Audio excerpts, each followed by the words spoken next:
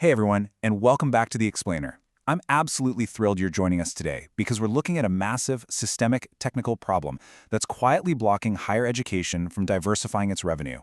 I mean, institutions are out there desperately trying to launch new workforce and corporate training programs, but they're hitting a literal brick wall.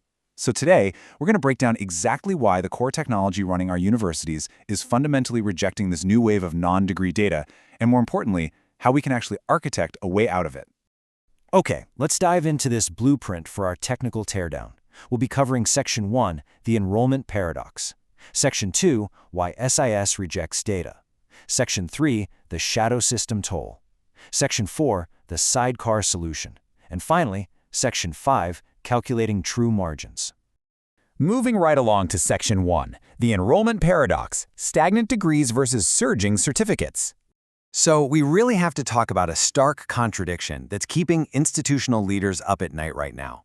Why exactly is higher ed starving for cash while adult and corporate training absolutely booms? You know, there's this popular narrative out there about an impending, catastrophic enrollment cliff. And yeah, the demographic baseline is undeniably stark.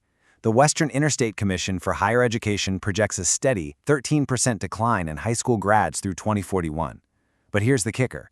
Aggregate college enrollment hasn't collapsed. Actually, total enrollment grew by 1% in spring 2026. So if the total number of learners is growing, why the massive financial crisis?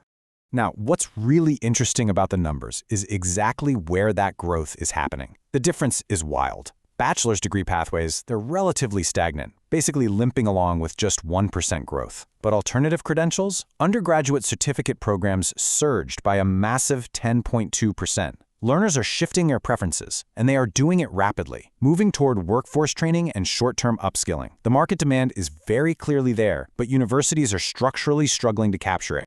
Which brings us to Section 2, why SIS rejects data. The database autopsy. All right, we need to uncover exactly why universities struggle to process these specific learners. It's basically the ultimate square peg, round hole scenario. On one hand, we have the operational assumptions hard-coded into literally every legacy student information system out there. I mean, they were built for 15-week semesters, credit hours, individual business-to-consumer tuition bills, and degree audits. But then look at the reality of non-degree programs. A corporate cohort might be a quick 6-week program that starts on a random Tuesday in October. It carries absolutely 0 credit hours. It requires bulk business-to-business invoicing. It completely violates every single operational assumption of the core system. And if we dive deeper into the actual database logic, it becomes even more glaringly obvious. In legacy platforms like Ellucian Banner, the entire architecture relies on the STV term validation table for the student base and course registrations. Over in Oracle PeopleSoft, the primary STNT_car_term table literally mandates tying a learner to a specific academic program and term. Do you see the structural problem here? In these systems, a student or a registration literally cannot exist without a valid term code. So when you try to input a rolling 6-week cohort, the system structurally rejects it. It just flat out says no. Let's walk through this rejection matrix really quick to see where things break down. Under pacing and scheduling, the SIS capability is entirely absent because it needs rigid 15 or 8-week terms. For data architecture, it's a structural mismatch because the SIS demands term codes while Noncredit needs flat, non-term duration tracking. And most painfully, under financial accounting, the SIS is built to bill individual students directly. But non-degree corporate training, that requires B2B invoicing. The legacy software stack just fundamentally breaks down when handling this new model. Moving on to Section 3, the shadow system toll, fragility and fragmentation. So what actually happens when the core system says no? Well, as one of our sources brilliantly illustrates, when the SIS rejects the non-degree data model, operational units invariably build a shadow system of record until the volume breaks the back office staff. It usually starts out looking like a pretty pragmatic fix, right? A continuing education department will cobble together some consumer event registration tool for checkout and track corporate invoicing in localized spreadsheets. But let me tell you, it is incredibly fragile. Let's rapidly trace a learner through this fragmented shadow architecture.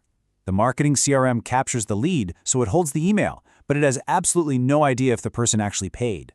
The payment gateway processes the credit card, but it lacks any data on which specific cohort the learner is joining. Access to the learning management system only happens because someone in IT is manually uploading CSV files every Friday afternoon, probably quietly questioning their life choices. And the core SIS, It remains completely blind. It doesn't know the learner exists, and it certainly doesn't know about the revenue. The financial headache here is just staggering. Traditional higher education tech completely lacks business-to-business functionality. Just imagine a hospital system sponsoring 50 nurses for a specialized credential. The hospital wants to submit one corporate purchase order for those 50 seats. That's standard B2B billing, right? But your legacy SIS only understands B2C. So it will blindly generate 50 individual tuition bills, forcing 50 nurses to figure out how to pay personally and try to get reimbursed.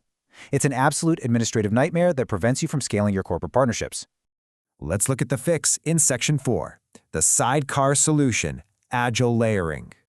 Thankfully, there's a way out of this that doesn't involve a massive, multi-million-dollar core system replacement.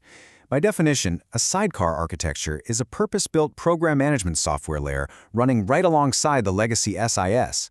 It handles all the non-standard workflows, like your B2B billing and rolling cohorts, while letting the SIS continue doing exactly what it does best, maintaining compliance and degree-seeking operations. Trying to force non-degree workflows into a failing core SIS is basically like putting a spoiler on a car with a blown transmission. You don't need a new transmission for this, you just need a specialized vehicle running right beside it. The real magic of the sidecar is all in the integration. When a learner registers for a certificate, the sidecar queries the main SIS via API, like Ellucian Ethos for example, using probabilistic matching logic. It's checking the name, date of birth, and email. If a match is found, it cleanly ties this new non-degree enrollment to their existing institutional ID. If there's no match, it simply writes a basic biographical record to the SIS. This strict identity matching is absolutely vital. It prevents duplicate records and beautifully preserves the pathway for a lifelong learner who might take a short course today and return for a formal MBA 2 years from now. Let's move to the timeline and see how this builds into a practical roadmap. The best part? You don't have to wait years for this. In Phase 1, the first 2 months, you stand up a modern shopping cart, registration, and configure that API identity matching we just talked about. Boom, spreadsheets retired in Q1. In Phase 2, months 3 and 4, you deploy your B2B billing engine to handle corporate purchase orders. And in Phase 3, months 5 and 6, you fully automate the LMS provisioning so IT doesn't have to upload CSVs on Fridays anymore. It's rapid, agile modernization. And because this is highly targeted custom development, a mid-sized institution is typically looking at a cost between $150,000 and $350,000. This scalable minimum viable product approach very frequently undercuts the massive 5-year total cost of ownership you'd pay just trying to license some clunky off-the-shelf module from a legacy vendor. Bringing it all home with Section 5, calculating true margins, activity-based reality. We absolutely need to connect this beautiful technical architecture back to the ultimate concern of literally any university CFO, actual profitability. So the crucial point is this. Higher education finance usually operates on full-time equivalent, or FTE, credit hour metrics. But a non-credit corporate training program generates 0 credit hours. So to know if you're actually making money, you must shift to activity-based costing, or ABC, identifying true cost drivers like curriculum development and corporate sales acquisition.